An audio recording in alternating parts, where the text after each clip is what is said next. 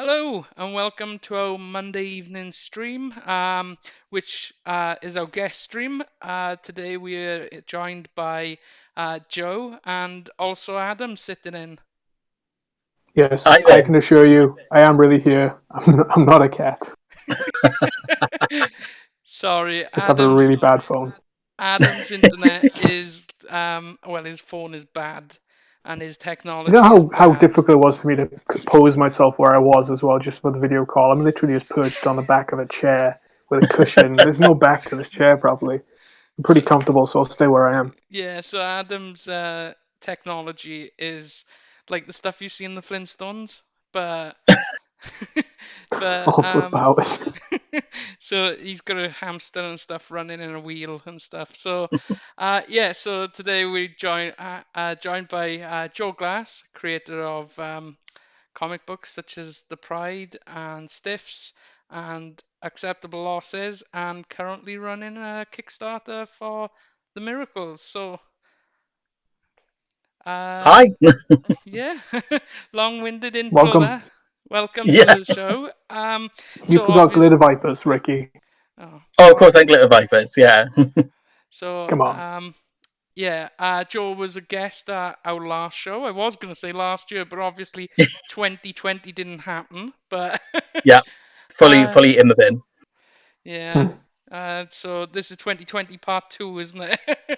um, so I guess first thing to ask is how did you get into comics? Um, it, I started reading at an early age. Like I was reading a lot of British comics, which were like Sonic the Comic and things like that.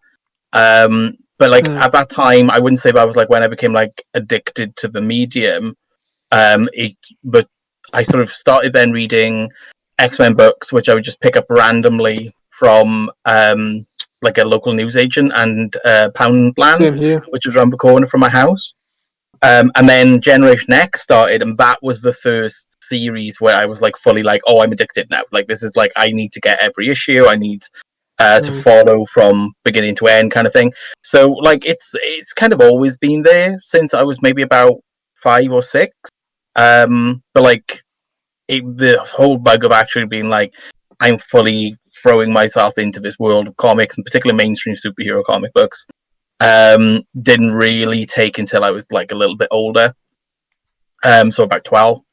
And then in terms of making comics, like how did I get into that? Like I by the time I was like 15, I was pretty certain like I wanted to make the things. I initially wanted to be an artist, but I am not good at art, so I very much stuck with the writing. So, but yeah, it was probably around the time I was like 15, 16. I was like fully like, yeah, this is something I want to do. This is something I want to make. Oh, I was a bit later than you, I guess, because um, yeah, it was one of those things where I read British comics as a kid, and it was a Mm, treat if you could find a Spider-Man or an X-Men, especially early 90s in a newsagent. yeah, But I totally. didn't come back to it until like as an adult, and then I was like, wow. And then it was just chance that I got into like the right inside of it. I was in the sort of post at the right time, at the right place, right time in Swansea. But I was so surprised when I first started going out on the scene, seeing how much was happening in um like South Wales and Britain as a whole. So Yeah, for sure. There's a lot of comic creators in the South Wales region, which is just Hmm. I probably didn't find that out myself until I started making and until I was like going to my first Comic Cons. So like by that point I would have been about, God, when did I do my first Comic Con? God, I would have been about like 25, maybe even 26. So like years later We're probably from around when the I same age.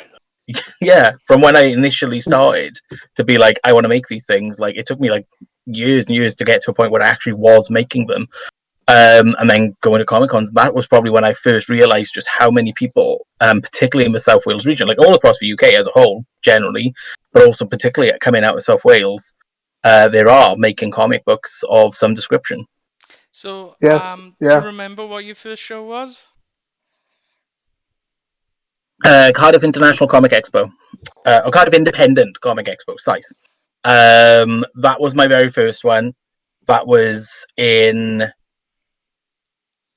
God, I want to say 2010, maybe 2011, something like that. That was probably my first one. But I can't remember if they did two at that point, or they were just one a year. I think that year they were just one a year. And we sort of debuted a preview flip book of Stiffs and the Pride, which Hmm. contained the short Pride story. It gets better, and I want to say like the first 12 pages of Stiffs issue 1, I think. So yeah, it was just like a sort of little flip book thing, which we created just for that show because like we were working on these books. And we kind of wanted to show what we were doing and also maybe get a sense of if there was an interest in them. And thankfully there was. So, So, that was probably our first show as well. Yeah, I oh, really? saw, probably. yeah, because I Well, no, the kind of, first one in Cardiff, anyway. yeah, we did a Ah, local okay. one in Swansea, and then I think that was the first one we done that we had more than an ash can. We had a small, Ah, fair play. I think like, that's the one that guy spat on me on the train. oh yeah, it for some reason those shows always seem to collide with events in the stadium. Yeah, I think there was some sort of rugby match on, if I remember, at the time. It got to the point where I stopped doing Cardiff shows. Really? Because firstly, Cardiff Independent Comic Expo sort of sadly came to an end. Hmm. And then you only had Showmaster shows, and I don't generally do them. Um, and we'll leave it at that. Um, We and don't yeah, do they were that. always doing these massive match days, and like I hate being in Cardiff on a match day. I got friends who absolutely love it. They seem to love getting crushed into a tiny bar and to be unable to get a drink. But me, no, not so much. I was socially distancing before it was cool. Same here. Something you and I have got in common, but but Yeah, I like I'm one of those weirdos that's a nerd who likes sports, so I kind of like it. the Yeah. rarest of breeds. Yeah. So Look at the t-shirt you're wearing at the moment. yeah, I'm wearing a CM Punk t-shirt, so um I can assure you I'm not straight edge. um I was wondering what I'm wearing. I'm wearing a Space Invaders t-shirt. but like yeah, it was one of those weird things. But like yeah, I posted a photo of a piece of art I got from Patrick Goddard yesterday, and as I Mm, was taking the photo, I noticed that it said 2011, so that was our first jeez. show in the Mercure Yeah, Hotel. So Yeah, yeah, that's the one. yeah. yeah, We'll move to the Masonic Hall. yeah. Yeah, before that big move. So how did the Pride come about? Because obviously we see the Pride everywhere now. Like when we were at Thought Bubble last year, you had a hall Yeah, I'm a named little bit after you. disappointed. I did have it on my shelf. I was hoping you might spot it, but now you're not going to be able to. Oh no. Yeah. It was something. It was technically my first comic idea, I guess. Um, it, back when I was like 15, 16 and reading comic books, and also coming to terms with my own sexuality. I was becoming very aware that although like the X-Men were great metaphors, no characters at that time, at least as I was reading, were explicitly openly queer. Obviously, North Star was around at that time, and it sort of come out a couple of years before that big period of me reading. Um, the issue being though that once he came out, he pretty much did I think a 4-issue miniseries, and then pretty much was relegated to background if he appeared at all. So like for me, like when I was reading, there was like no visible queer rep. So like even back then when I'm like 15, 16 years old, I was thinking like this is what I'd want to do if I'm making comic books is have queer characters, and like some of those first characters were made up like back then, like Fat Man, who was one of the first characters I made up, like he was a character I sort of was doodling in my books when I was like 15, 16 years old. Mm-hmm. um I never really thought at that time that it would be something which I would be able to make as a comic book, though. Like, I think, again, from having such a dearth of LGBTQ representation in mainstream comic books in particular, and the superhero comic books in particular, was it kind of left me feeling like there's no call for this out there, like no one wants it. I'll never be able to make a book like this, so I shouldn't try. So for me, it was just something I did for my own fun and for my own sanity. So I just sort of kept on coming up with scenes and more characters, and made this issue.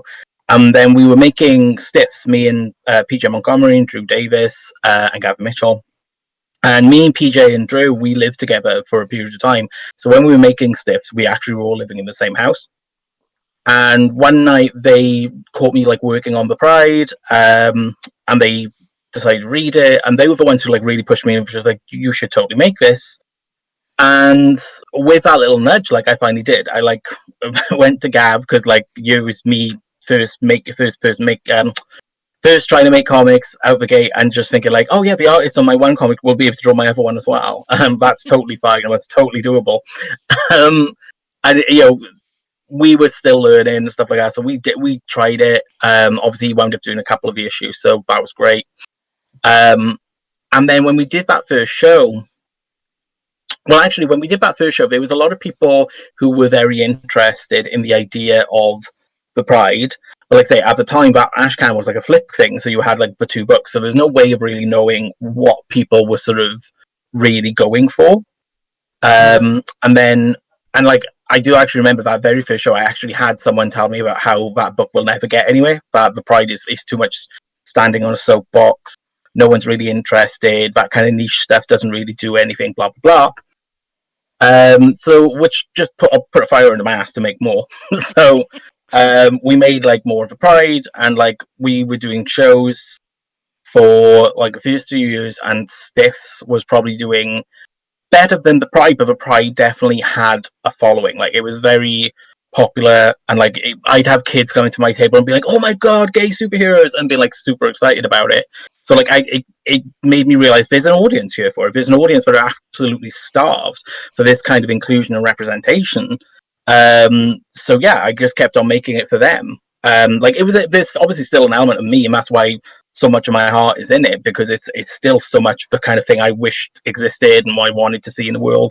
But also, I was making it for these kids who were coming up to the table, super excited to see people who were like them be the superheroes. And then it just sort of turned, probably around, let's see, we started in like 2010, 2011. So yeah, it's probably around like 2014, by which point I probably had about 3 issues of the Pride under my belt, and everything kind of flipped. Like Stiff still did okay. It had a very loyal fan base, but sadly not a very big fan base, which is why it never sort of finished. And then the Pride was like wicked popular. Like people, it all turned to when like everyone coming at the table was really excited to grab the next Pride and was wondering when the next one was. And that was probably around the time when we were like then starting to put it on Comixology, for Comixology Submit.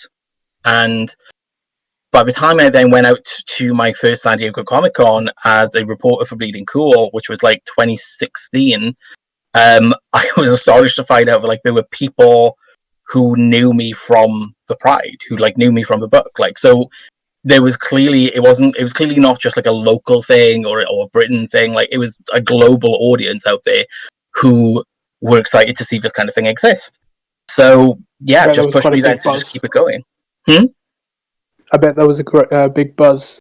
Oh god, yeah, it totally was. I mean, the funny thing was the person who actually like was at that San Diego, who first went like, "Oh my god, you're Joe Glass who does the Pride," was Vita Ayala, who obviously now writes at Marvel, and they were like the one to do that with me. And now like I'm a huge fan of Vita's work, and they're just doing incredible stuff over at Marvel and in their independent work.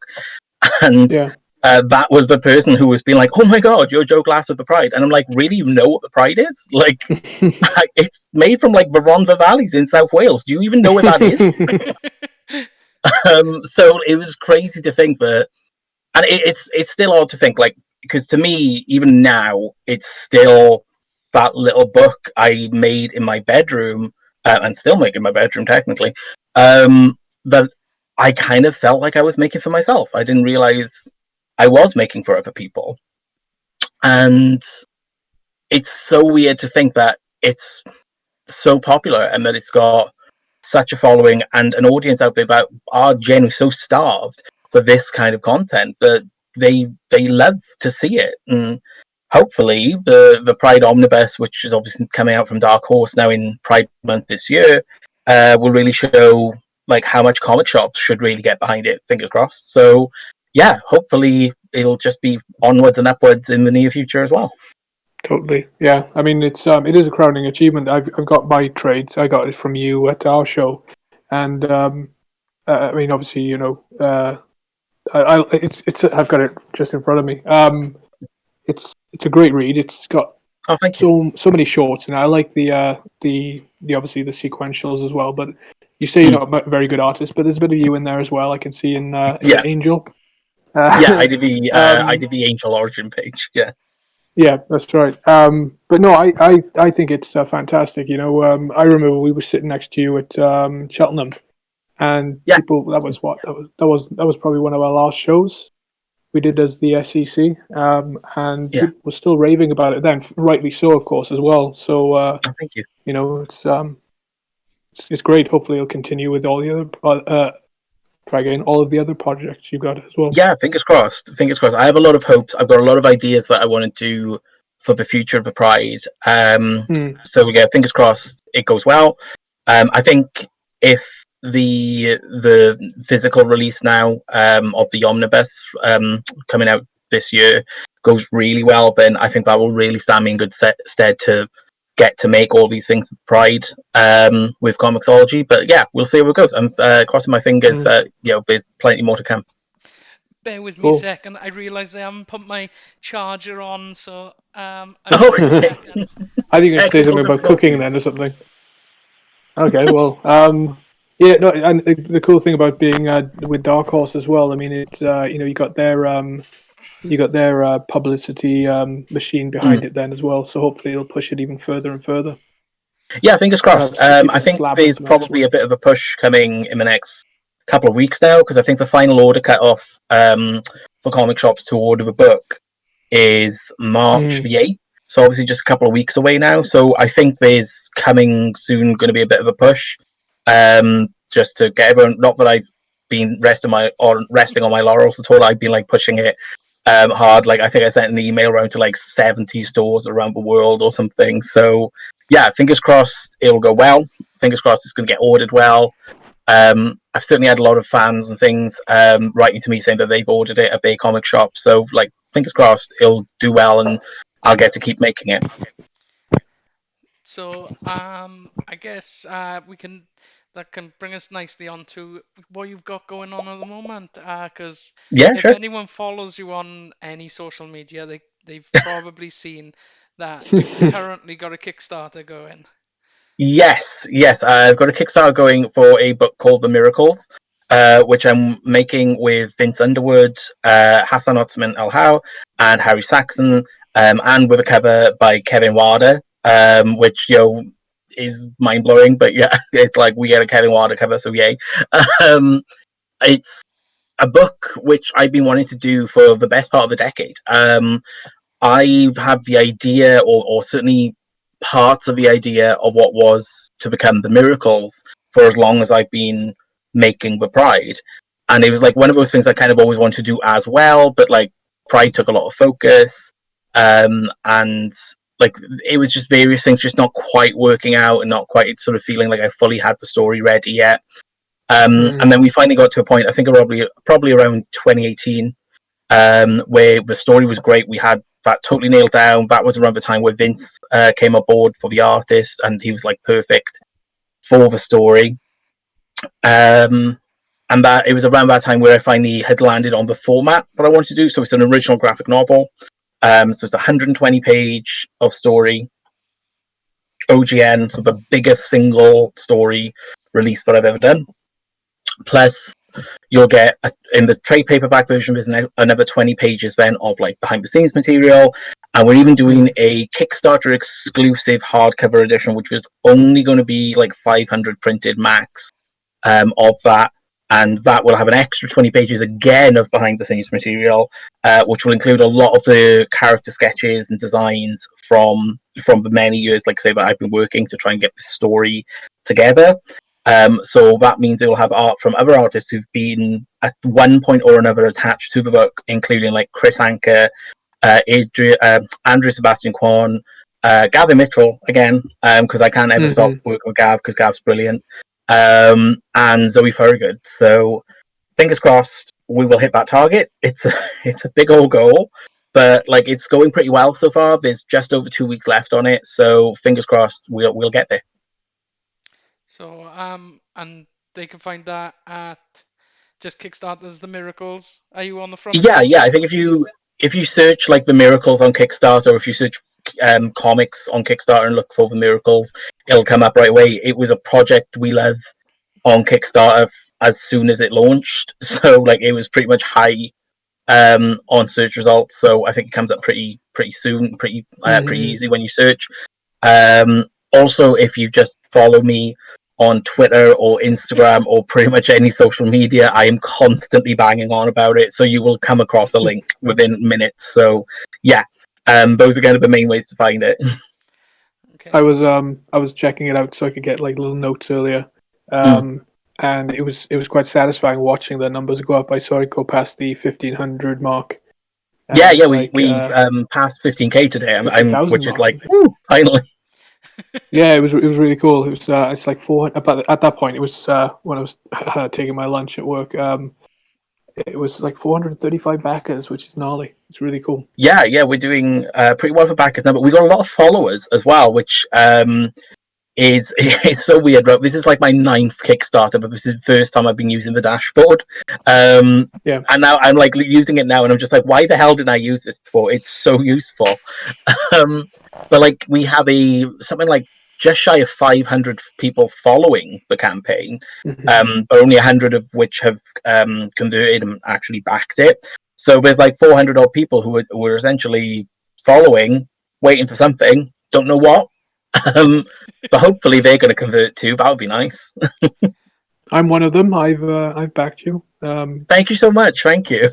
No, it's got to come to fruition. Otherwise, Yeah, it's totally got to happen because otherwise he's not going to get a book. And like, let's face it, this book's got to happen. And do you want to just? Yeah, indeed. I like things popping through my letterbox. I had comic deliveries today, so no. I had the comic shop in during lockdown. Our local comic shop does obviously home delivery. So I ordered the second omnibus of Akira and my pull, and so I was like sitting in my kitchen, like hear things fall through my letterbox, and I'm like a little kid at Christmas, just getting up, just like in the middle of a call, going, "Shut up, wait!" And I just run to the front door and go, "It's comic books." You just hear it tearing wrappers open. And with that, we might as well plug that the Pride it is or was available from the comic shop in Swansea. I don't know if he's still got I was it. very uncertain. Maybe might be. Yeah, it was definitely on the shelves there. Yeah, so that's the self-published version of the Pride. So before I got picked up by Comixology to do a second season, and that's before the omnibus comes out, which is going to have like the second season in it as well. So whereas like the Pride omnibus is essentially going to have like 17 comics in it, so that's why it's like nearly 500 pages. The Pride, which will be in like a handful, literally just a couple comic shops, and like Swansea being one of them, I think just has about 10 comics worth in it in terms of content. So like the other thing to bear in mind as well, that is technically like going to be really rare because there was only 1,000 of it ever printed. So yeah, if anyone has a copy of that, you've got yourself a rare comic oddity kind of thing. There you go. Get yourself to is it the Queer Comics one? Yeah.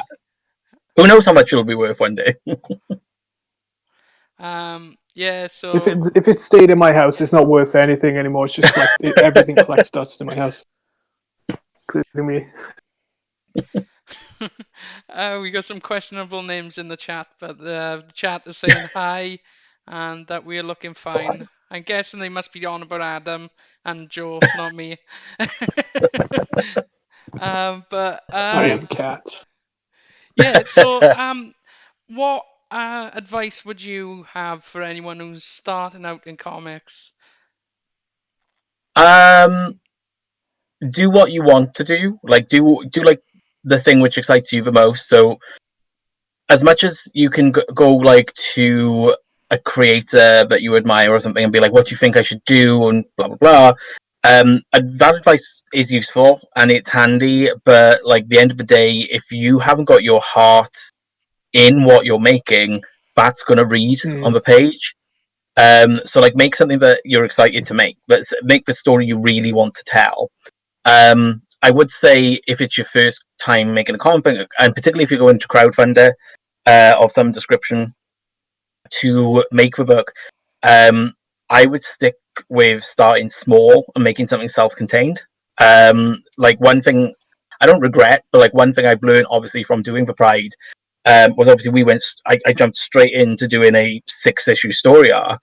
And like that 6-issue story arc took me like the better part of a decade to release because of like having to pay for it out of pocket, have to like hire artists myself, etc. So like if you want to make, and this is another actually important lesson you need to learn if you're making comics are expensive.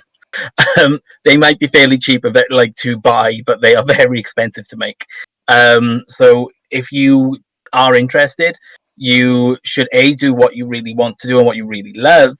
But you absolutely as well should do things within reason. Get yourself started, start small so that you will learn lessons. And that because as much as you can get advice from other people, there's things you're not going to understand until it happens to you. Because like when we started off, like we were told by so many people who've been doing it for years, like the things you should do and things you shouldn't do, and then we still went and did them. And then it was like then you learn and you think like, oh, actually no, that was good advice that I should maybe have listened to. If I was making the Pride again, like if I was starting from scratch again now, like the Pride would probably be single issue self-contained stories. For at least like the first six or 10 issues. And then build up that sort of following where I could do a 6-issue story arc, and hopefully financially be able to afford it much easier. Particularly now you've got crowdfunding. But yeah, I would say that like don't do what you love, do what excites you, but don't jump in at the deep end. Like walk in the shallow steps first, and then start wading out to the more complicated things. Wise advice. I mean, we've discovered that we did a bit of kickstarting with our last comic. So yeah, and you're right. Crowdfunding does help a lot, and it's obviously no risk for the backers. So yeah, I mean, like coming from like say Valley's-based creator, you're very much a working class household. Like savings was not a thing. It still isn't a thing, which is why obviously I'm having to use Kickstarter to fully fund the production of a book. Like it's a £35,000 goal because that's how much it costs to make a book, particularly once you consider printing and posting. Because I also don't have distribution. Like I'm distributing it myself. So yeah, it's an expensive business. If you're going to make it and you are like just the writer like I am, and you don't have things like savings behind you, etc., you're going to want to start small, do it something small, self-contained. Like I was talking to a friend actually about it the other day. I'd say start with 20-page single story, like just a little 20-page self-contained story. Or actually, a friend of mine also did a little anthology where they did like 5 short stories, all quite different genres, to show like what kind of things they could do into a single 20-page release. I think it might be 30 actually, but that's a good thing to do because you can show then straight away like what kind of things you're capable of. And that's actually a really good thing. If your idea of breaking into comics is to get involved with the bigger publishers like Marvel, DC, Dark Horse, Image, anyone, having a book like that does really well because it shows the breadth of what you're capable of doing. And I actually had a really great advice from a big name comic book creator actually the other day. Where he's saying is the weird thing of superhero comics, if that is your goal, that you want to break into superhero comics, is you got to do other comics. Like, not just a case of like, do independent superhero comics, you should do other genres. Like, it's so weird, but breaking the people often on the lookout for new talent for the superhero comics of Marvel DC don't want to see superhero comics. Even though technically you'd think that would mean they get to see what you would do with superheroes. So if that is your goal, consider making something else. No, that sounds awful. Still do what you love, still do what you really want to do and what really excites you, but consider doing things a little differently, or maybe at least showing the other things that you're capable of. Like for me, like when I finished the Pride, and admittedly Pride Season 2 got picked up by Comixology Originals, one of the other things I wanted to do was show the other things I could do, and that's kind of how Glitter Vipers came about. It was because, again, the same comic book creator said to me, like, you should make a book which isn't superheroes, just something which is completely not superheroes. And I was trying to come up with an idea, and like it very quickly hit me, thankfully, and it was Glitter Vipers, which is very much not superheroes, but is still telling a story about the queer community and coming together and fighting back against the things which are against us. So I got to talk about the same sort of themes which I love talking about, but it was not the genre which I normally work in. And oddly enough, it seems to be the book which has been received the most well by critics and other creators. So, like, sometimes you've got to do something else to be able to do the thing you want to do. So that's another thing to bear in mind when you're first making comics. Don't go straight with, this is my end goal, so I'm going to do that. Think that's your end goal, but like think how you can show that you're capable of doing it and plan on how to get there. Well, that's it, isn't it? Like when you look Yeah, at wise some of the advice. bigger comics of the last few years, they've tended to be not superheroes or some Yeah. versions of superheroes. Like off the top of my head, Vision, for example, Tom King's Vision was like it was about the Vision, but it was about anything apart from superheroes. Yeah, it's very much largely suburban thriller drama, which is Yeah, not your yeah. typical superhero story, and yet it was received incredibly well. Similarly, consider the fact that superhero comics are not the be all and end all of comics. They're the big Marvel DC things, and they're certainly the big comic book movies and stuff. But you got to consider the fact that some of the biggest comic books around, or graphic novels more accurately, have nothing to do with superheroes. And in fact, don't even work within the typical direct market sort of thing. So, like books like what's the one for like really young kids? It's like Dogman or something, which is kind of superheroes, but it's also an anthropomorphized dog. Something like that. It's huge. It's like huge. It sells so much more than the majority of superhero comic books. Then you got anything by Raina Telgemeier, is just selling, like hotcakes. And again, none of it is superheroes.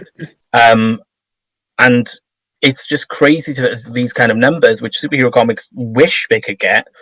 So the medium of comics is so far beyond superheroes these days, and I think is increasingly becoming the case that superheroes they're not history. I don't want to say that because obviously I really want to make superhero comics for the rest of my life. But I'm happy to be like the not cool person because I'm not a cool person. But like the big exciting comics which are selling the big numbers these days are more like romance comics and things like that. So like these are the kind of things which if one of your goals is to like really make some money out of comics, which firstly check yourself. No one makes a lot of money in comics. Yeah. Like maybe Yeah. five. There are maybe five really rich people in comics, and that's it. And if that's your goal, then superheroes ain't it. You're not going to make millions of superheroes. No, So Robert it's just not Kirkman going to made happen. his So of do something else. zombies, didn't he? Yeah, exactly. It's exactly it's the same kind of thing. Just look at like when Walking Dead was huge, when it was at its zenith. Everyone was making zombie books, and I will say I was in that. Like with Stiffs, we were doing a zombie book, and they were a dime a dozen out there. They still kind of are. But like zombies are done. Like they've been done to death.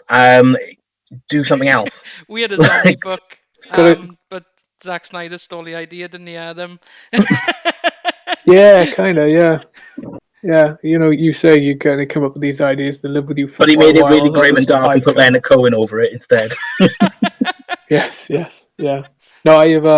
I'd say that I'm reading Year Zero Volume 2 at the moment, and I've got to say Mm. that's fantastic because it's not about the zombies. It's about it's these little vignettes and these little characters surviving in a post-apocalyptic world like that. Oh, And it isn't about the zombies; it's about the people. that's the AWA book, right? Yeah, yeah, it's Yeah. fantastic. I've been reading that. Yeah. It's I think I'm a bit behind on it now, but yeah, it's that's really good. I had to go back and pick up the first trade because I was like, I need to know what was going on, and it was just. I mean, there's very strange enough. There's because they're telling stories about 4 or 5 characters. Mm. It is just about those little moments, even though it's a trade. It's Yeah.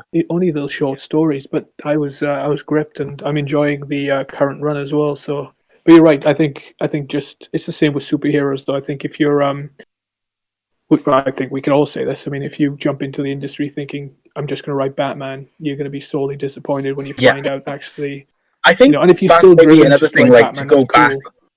to go back on what I said about like, oh, if that's what you want to do something else. Like maybe not even do something else. If you're going to do that, do something very different with it. And like we say, like Year Zero does that. It does a zombie book, but it's not even that you barely see the zombies. It's just the zombies are not the focus.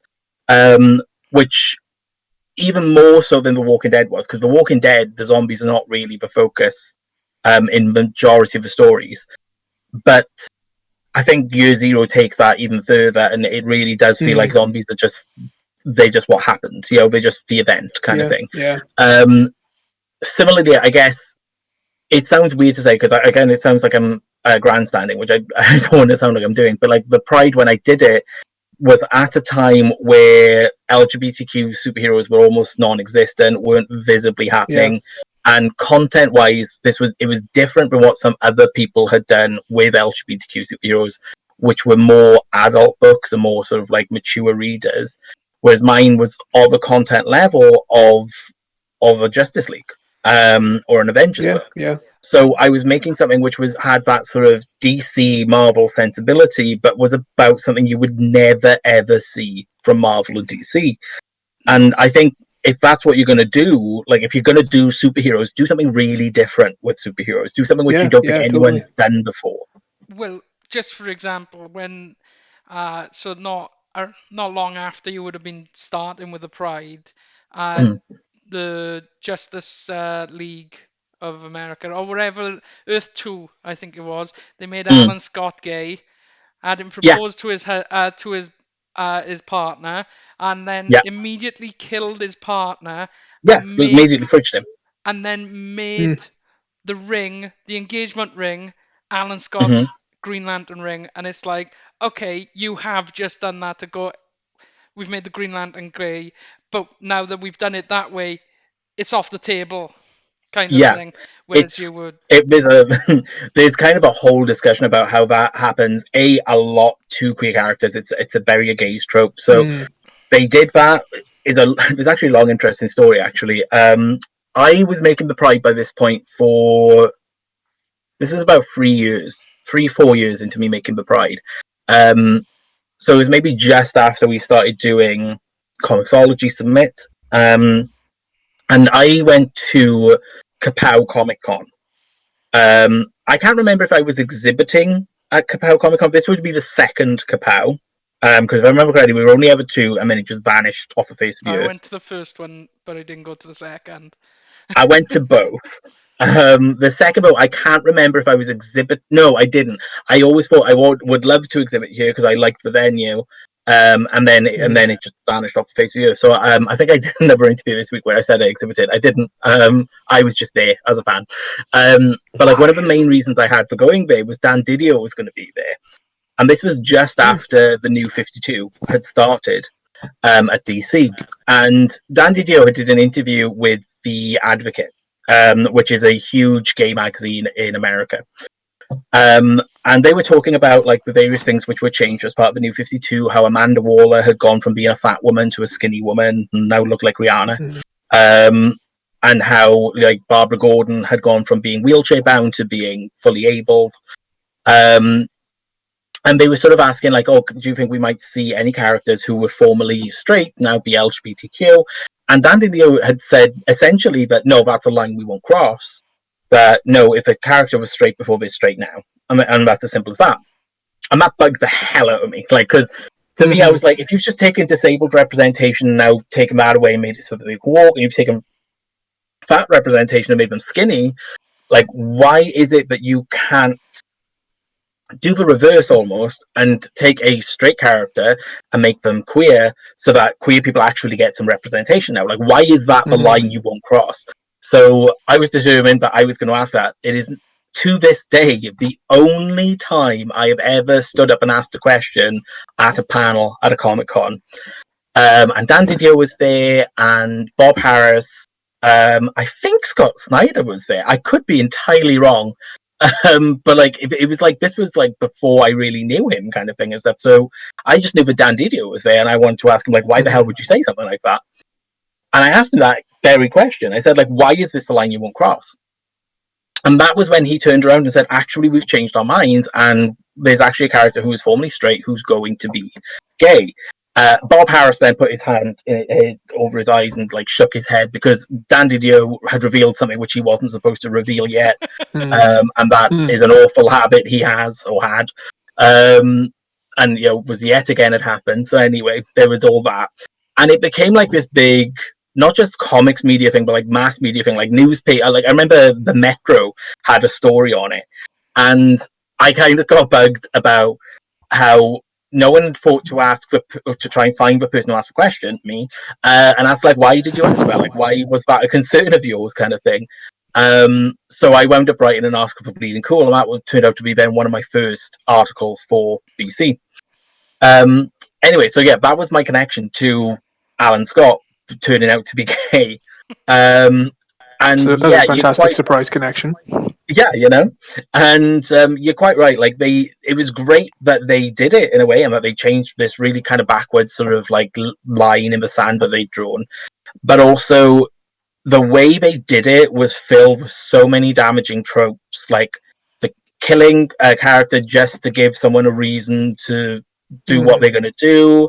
In fact, it was the burying your gays trope. So like they have a momentary happiness and then immediately one of them dies. I mean, and like if I remember the comic, it was like literally immediately. I think they kissed and then you flip the page and a train fucking blows up. Yeah, like, I picked it up. So like it was pretty immediate and like pretty bad, but they did that. So it was very much that great. It was the kind of thing I saw happening a lot with queer representation. Like you get something, but it would always be a case of like give with one hand, take away with the other. So that was immediately something like, well, this still needs to be doing a lot better. I'm liking how Alan Scott seems to be going now, that he's back to being, from World War II era, that he's an older man.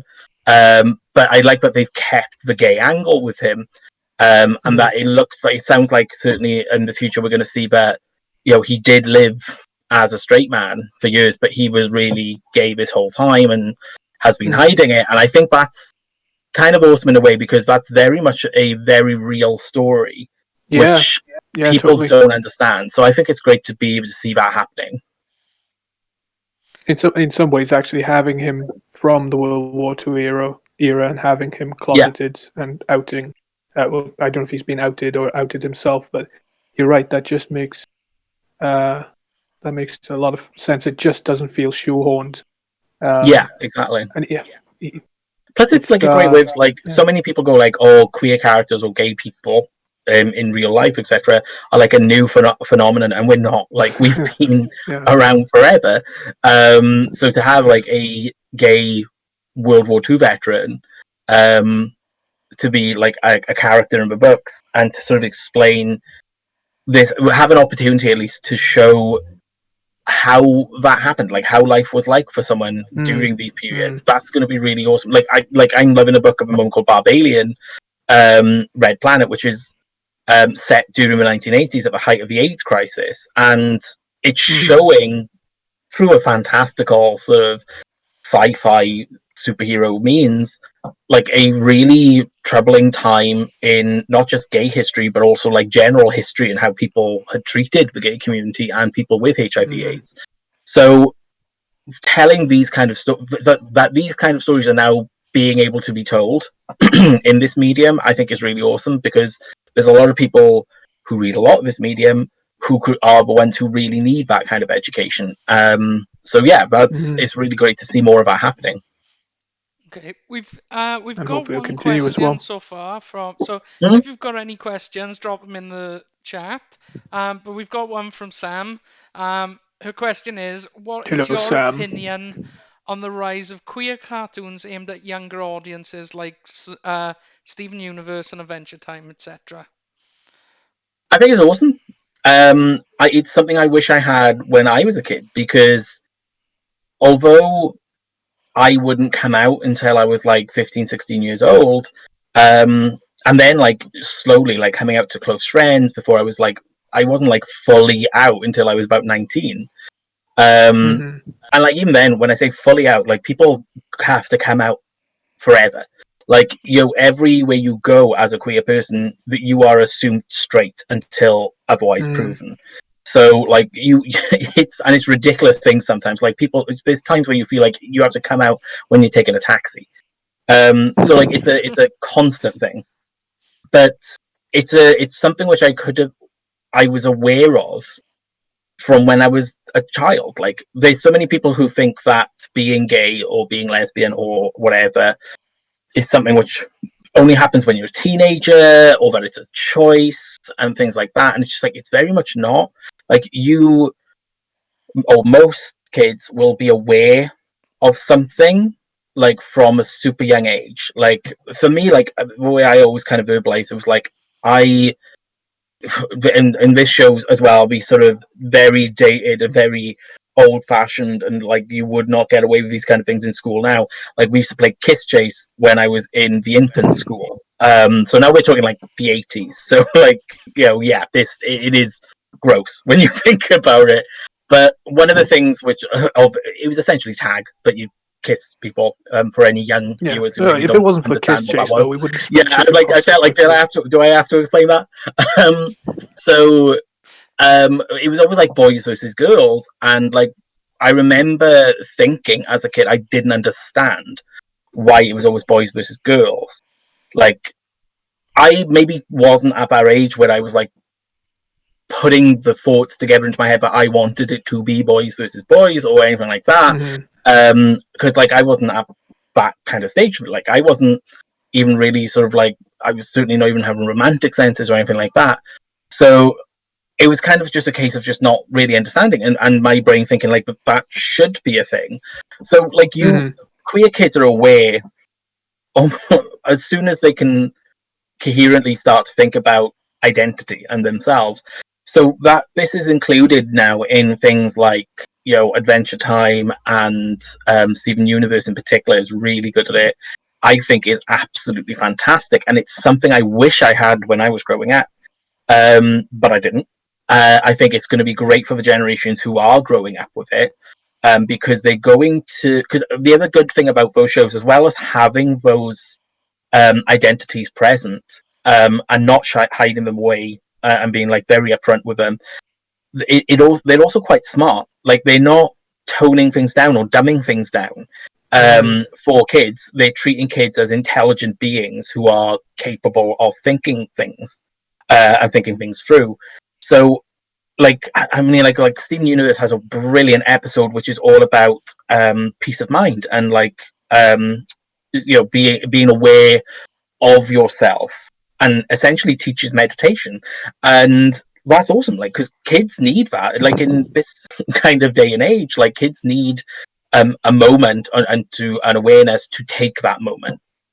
So I just realized I'm waffling again. To answer your question, I think they're fantastic. No, it's great. I think they're amazing, and I think there should be more of it. I don't think any cartoon should shy away from it. Disney needs to get on board. But yeah, it's I think it's great. No, we agree. We agree. Yeah. Wicked. Well, I watched She-Ra during lockdown just because, Mm, looking through things, and She-Ra was something I remember from the 80s, and I thought, oh, you know what, I'll give it a go, and mm. yeah, it's very present in that, Yeah, and it's it's positive though. yeah, It, exactly. It's there's so many people who will be like aggressively like, oh, they've ruined it or whatever, and it's just like they haven't. This just isn't for you. Like, this is not, Mm. and this isn't like how the world treated these things back then when you were a child. And that's still the thing. To be fair, like, what I love about these shows is they're also not working in the constraints of the world as it tries to constrain them now. They're actually pushing against them. Like Steven Universe, again, to bring up that one, they really had to push for a lot of what they did. To the point of like even threatening to be like, no, we'll just walk if you're not going to let us do it, kind of thing. So it's awesome that you have shows like this who are pushing the envelope and opening the boundaries, and you have like She-Ra. Yeah, it looks super different from the She-Ra of the old days, and you know what? I think it's better for it because you've got a body diversity on show. Yeah. Like, the Yeah. characters don't all look like these rake thin Barbie dolls with like fantasy clothing. They instead like a great range of body types, of character, of ethnicity. It's fantastic. It creates this sense of a real world which kids see outside. Totally. And like, that's the best part of fantasy, is when you can really start to see it in your world. Um, like, not in a sense of like, oh, you're seeing dragons flying outside or something, but in the sense of like, I wish dragons if you were think like, outside. yeah, but if you think like you can see how that world functions, because it looks like the world outside your window in some respect, that's when fantasy really works. And when if your fantasy, like any good story, has any kind of sort of meaning or theme behind it, that's how you're going to get it across, by having it sort of something which is recognizable to people. Yeah. I remember a cool little story about I think it was the storyboard artist for Adventure Time. She was given Mm. the Marceline and bubblegum at the. I'm not going to spoil too much. I guess it's finished about 2 years ago now. Yeah, The Marceline bubblegum kiss, and yeah, apparently in the description for the script, they just said they embrace, and apparently she wrote on her storyboard. She said, "Oh, come on." Everyone wanted it, yeah, even the other creators wanted it, but nobody said it, and so she went, "Stuff it, the kissing." I think that's just, that's the way it should be, yeah. and it was And so like, obvious this for so this is long. kind of the fight Everyone, which it is like for queer people. yeah, yeah, but So Like, yeah, no, it's no, I agree. every tiny little moment which you've seen in Adventure Time, Steven Universe, in the comics, or anything like that, is something which has been hard fought for, or like is flown under the radar to a point, that it's not a flipping the bird at the creators necessarily, but also kind of being like, yeah, okay, if you are going to make us have such a hard time, we're going to do it without your knowledge. I mean, just look at the Mm. fact that the last run of Young Avengers was ultimately a queer book. It was, aside from the fact that it was focused on Wiccan and Hulkling, it was Mm-hmm. the fact that every character on that team turned out to be queer, um, and it kind of ended with discussing like a fluidity of queerness identity and stuff. So like, that was kind of flown under the radar. I think at Marvel, I don't think they realized. Certainly, one of the editors on the book at the time, if I remember correctly, I think he might have been the overall sort of house editor, so how much he actually did have a hand in the book, etc. And Mhm. then a Tumblr post about how he was just like, I don't think comics are ready for gay characters, and I was just like, well, guess what? You've just done a book full of them. So, Yeah, and well, they had Surprise, Runaways at surprise. that point as well. mhm. And Runaways have got plenty of Oh yeah, representation as I think well. I think what he was saying, if I recall correctly, about Tumblr post was that he felt you couldn't have a gay lead character.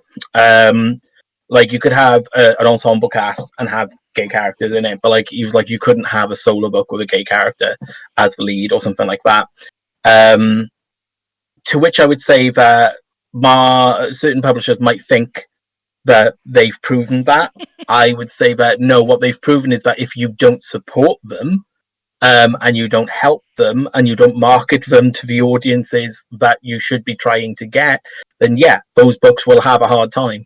If you're too busy trying to not step on the toes of homophobic, toxic fans who are going to be angry at any kind of LGBTQ inclusion, then yeah, you're gonna not find a great selling point of that book. Mhm. Whereas if you market to the fans who actually do want to see it, and there's tons of them out there, as like say earlier, I've proven. Yeah, guess what? You would actually sell some. You've just got to market to someone else, which means you're putting bit of effort into it. Yeah, Yeah, it's yeah. one of those things. It's like there's always going to be books that don't appeal to people. Yeah, Um, you know, I But it don't doesn't get mean that no, your feelings are being attacked any. no, and it's Um, like um, to be fair, some of the no, some of the things that get attacked, I'm happy for them to do legacy characters and stuff. Um, mm, but because they're not my characters, I'm happy just buying my Spider-Man, and even though I do like mm, Miles Morales, I'll buy Amazing Spider-Man.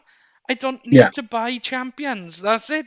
I'm Like actually a Miles. I'm a Miles fan. I don't yeah, need to go on the internet and go, I hate this because it's not Peter Parker. It's like yeah. No, exactly. I didn't like when Doc Ock took over Peter Parker's body. I did still buy Yeah, the book, and it turned out to be the best run of Spider-Man in years. for me, it's like things like there are books which I will give them a try, and then find that I don't click. They don't click with me for whatever reason. But Hmm. I don't then go on and be like, oh, this is they're clearly failing. They've got it wrong. It's just like no, I just realized it's not written for me. No, and Yeah, And like yeah. I think like one of them was I think the last American Chavez mini. Well, I think it was meant to be an ongoing, but it wound up being a mini, um, as is often at Marvel. I think that one was a case of like I read like the first two or three issues, but it just wasn't clicking with me. And I realized it was because like I wasn't the primary audience. I wasn't who they were sort of trying to speak to. So a lot of things were like going over my head or like I was just missing and like that's fine. I'm not the audience. Yeah. Like sometimes you're not. And it's the same with these shows. Like I say about like the She-Ra reboot and things like that. Like you're not the audience. Like no, they're marketing to kids now. Like not kids when in the 80s. They're marketing to kids now. Kids in the 80s. Then why would they be marketing to you? Most of the time, you don't have disposable income. You're not going to be nagging your parents to buy shed loads of toys. They want to Hmm. market to kids now who are going to do that because that's how they make money. So yeah, when you see like anyone going off about like a reboot having they've ruined the characters because it's drawn in this style, which I don't like, it's just like, well, yeah, because it's not the 80s. Like things have moved on. Yeah. This is no longer your thing. Like it's being made for someone else. And it's weird, like we get it all the time with Teenage Mutant Ninja Turtles, which has had so many reboots and so many iterations and so many different art styles. And yet you always get it. There's someone kicking off about how they've ruined it because this art style looks terrible, blah blah blah blah blah. And then the show actually is, and then they fall, and then even those naysayers fall in love with it. Be like, oh yeah, this is actually really great. Because she's like, yeah, guess what? It wasn't made for you, but it's still great storytelling. So if you're just open Yeah. to great storytelling, you'll love it. You just have to give it a chance. It's just not directed to you that way, you know? and but like I think me and Adam has have had this discussion before.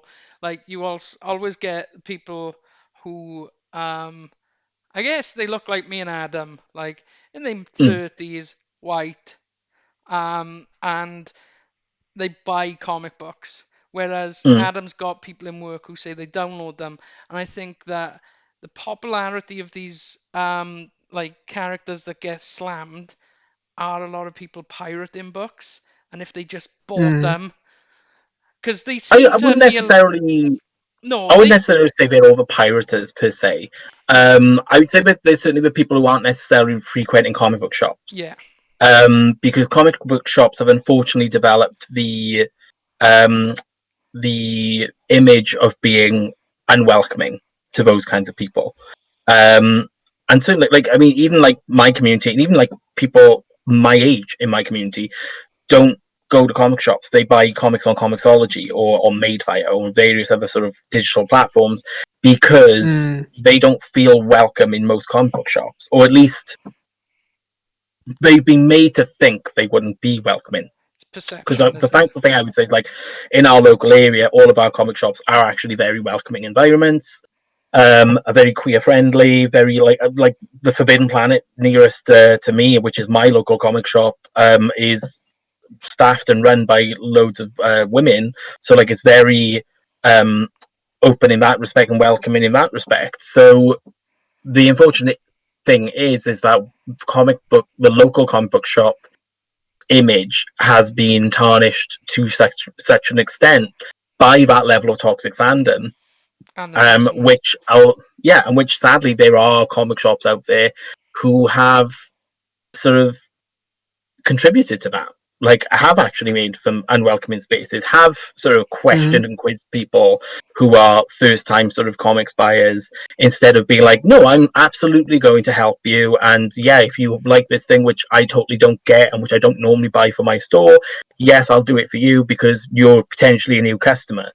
Um, I don't think it happens so much now. I think a lot of people are aware of how that's damaging in the long run, for your business, and also how that doesn't doesn't help, and that we're actually causing a problem for comics as a whole by creating this toxic Oh atmosphere. yeah. So I think there's a lot of work going on to course correct that, but the problem is that course correction implies that we were on the wrong course for a period, and I think And nobody wants that to is a admit they're problem wrong. we've had. I will I pipe in our then. our local comic shop's pretty positive like that. I remember, I Mm, think some of the best times we've had. Ricky's probably been in the shop at the same time. Sometimes you get that young kid come in with their parent, and totally. or maybe on their own, and they go, what what can they get? And we're like, oh well, what you want is this, and oh, what are you into, and then you suddenly throw everything at them, and there's nothing cooler when they don't shrink back. Yeah, Their parents aren't, they're really keen themselves, and you're like, we're onto a winner here. This kid's going to be an avid reader in the future. But exactly, obviously, this was exactly. before social distancing. Yes, before social distancing. I miss those But days. yeah, so let's try and go out on a positive then. So let's, Yeah. what are your current favorite books that you've And we'll read? tell you Um, if they're terrible. I'm reading a lot more indie books than I am Marvel DC these days. So, like, Mhm. ones I'm really enjoying are things like Something is Killing the Children. We Only Find Them When They're Dead. Once and Future. These are all superb books, by some of the Mhm. like top writers at Marvel and DC, but now obviously doing independent stuff, which are like far surpassing them. I just read actually the first issue of Radiant Black, which is an independent superhero book from Image, and it's superb. Like, if you like Power Rangers, it's very Power Rangers esque, and very entertaining. And like the first issue was just so superb. Like, you had a lead character who's so relatable for a millennial generation. I really loved it. Um, Mhm. in terms of Marvel DC books, DC is hard to say in a way because obviously at the moment we're doing Future State, so like technically Yeah. these books aren't going to be going forward. Um, that being said, like what I've read on Future State has been really good. I've been pretty much enjoying Yeah. all of Yeah. it. The Superman Wonder Woman book is great, as was the Wonder Woman book. I'm enjoying the The Wonder Justice Woman League book. book was great. Yeah, there's just like it's just been all superb books. So yeah, I'm excited to see what goes on. I'm very excited for the upcoming future of DC. It looks very interesting. Mm. In terms of Marvel, like my big ones, well, I can tell you right now, one of my big ones is going to be Guardians of the Galaxy because that is a queer ass looking team. Like you've got Wiccan, you've got Hulkling, you've got Phyla-Vell. It's just absolutely wonderful how many queer characters are all in one place. So very excited for that. The entire X-Men line is great. I was raving about X Factor in my YouTube videos the other day because like X Factor at the moment is absolutely superb. With absolutely gorgeous artwork by David Ballion, and the writing from Leah Williams is absolutely phenomenal. Absolutely phenomenal stuff. And then the other big one for Marvel is Immortal Hulk, which I always say, like, Yes. Hulk is a character I've never been into. So I typically would say I've never really picked up Hulk books in general. I have not been able to put down Immortal Hulk. Whenever it's an Immortal Hulk week, it's the first book I read. It's like literally Same. just so damn good. So yeah, and like it's so good because it's so different. It's not what you it's a expect from a monster superhero movie. book. Exactly. It's like full on body horror, grotesque stuff in a But superhero you book, find and it's the brilliant. little twist. Sorry, there's a delay. I can never tell when I'm supposed to jump in. I love the little twist that Al's bringing to characters, like changing the Absorbing Man into briefly the Red Hulk. Yeah, and Having stuff like that. Yeah. having Hulk not Wendigo, sorry, Sasquatch and things. But yeah, the writing's been fantastic. Those first Mm. 5 issues, Yeah. just absolutely had me gobsmacked. I'm enjoying where they're going at the moment. Mm. When you meet Al, he just doesn't seem the type. He's quite Yeah, he's such a sort of quiet, gentle, nice yeah. guy, but then to have this like really grotesque horror coming from him is just like, oh wow, okay. Yeah, indeed. I gotta say my current favorite book would probably be Daredevil. I'm I've just been catching up on that. It's really good. Yeah. Yeah, I'm really enjoying that. And I'm enjoying Fantastic Four and Cool. Mm-hmm. the Umbrella Academy book. You Should Be Dead, or what's it called? The one about Klaus anyway. That's really good Yeah. as well. So Oh, fair play. they're the ones Got to be. I'm I haven't enjoying. read that one. That's got to be on my list to check out. As long as certain people aren't involved in it now. Yeah. So have you got any questions, Adam? Should we do the versus question? It's up Oh, to you. We're just trying to think off the top of my head. Who would win in a fight between? Basically, I'm gonna all right. go. I'm trying to think really off the top of my head now. Really random. How about North Star Okay. versus Nightcrawler. Oh, tough one. Yeah. It would be North Star. Because okay, Kurt can like bounce around with his bounce, and be like, keep on changing where he is. But North Star can actually break the light barrier. So like he can move so fast that technically, if he really wanted to, he could be like almost everywhere in a room at once. So Yeah, that's what I was thinking. technically speaking, if he really pushed himself to his upper limit, which granted, as X Factor's recently revealed, would probably nearly kill him, he would absolutely be able to get around Nightcrawler's usual shtick. So I think, and obviously when he's moving that fast, he's incredibly strong. So I would say North Star's actually got that one in the bag, which I think is going to surprise people because everyone's going to want to say Nightcrawler because everyone loves Yeah, Nightcrawler. no, It's just like, I'm you're right. sorry, Yeah, Kurt, that's you right. got your That's what butt I was kicked. thinking about. Okay. I think we can wrap it up there. So where can everyone Cool. find everything that you want them to find, Joe? So you can follow me on Twitter, where I'm at Joseph Glass. You can find me on Instagram at Joe Glass, all one word. I also have a website, joeglasscomics.co.uk, where you can find like all the latest about me on my blog, and things I'm working on, plus an online store.